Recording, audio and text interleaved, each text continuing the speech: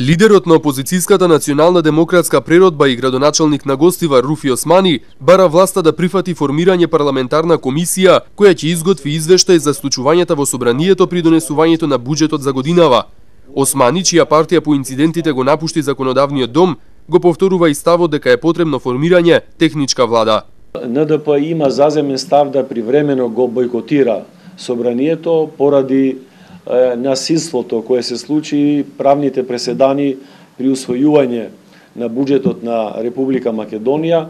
НДП е единствена партија која конзистентно дава предлози како да се излезе од ова политичка криза. Јас користам прилика да поновам дека како знак на добра волја актуелната влада и парламентарното мнозинство треба да прифати составување на една заедничка парламентарна комисија која ќе изготви извештај за сите проблеми кои се случија во собранието, како добра волја и прв чекор да се надмине ова ситуација.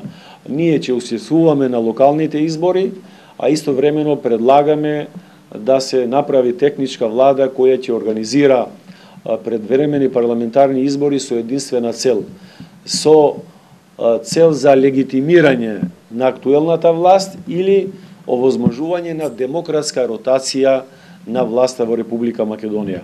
Македонија е пред големиот предизвик да влезе во албанското сценарио. Мислам во сценариото на Република Албанија во смисла на контестирање на изборите, парламентот и владата, и токму тоа е најнегативното сценарио кое не треба да се случи на нашата држава, имајќи предвид големиот број на предизвици со кои сите ние се соочуваме. За престојните локални избори Османи е во преговори со професорот Абдулменав Беџети за да прифати кандидатура за градоначалник на Тетово. Нема официјална одлука дали тој ќе се кандидира за втор мандат како градоначалник на Гостивар. Ние сме разговарали со професорот Беџети, у принцип, значи, он дал своја согласност, но конечната одлука од негова страна ќе биде соопштена во текот на една недела или 10 дена. Он има тековни своји обврски, кои тековни обврски му се пречка во прифаќање на кандидатура, во смисла на член на Академијата, советник во една комерцијална банка, советник во компанијата Еколог и ангажман во 2 до 3 универзитети. Само поради овие причини он е во неудоумица дали да ја прифати кандидатурата или да абстинира од конкурирање во наредните локални избори.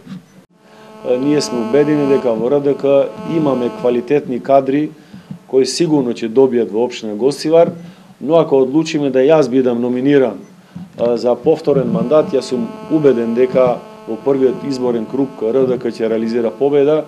Национална демократска преродба најави дека на локалните избори ќе настапи со своји кандидати во средините со мнозинско албанско население, а според резултатите ќе одлучува како ќе дејствува во вториот круг.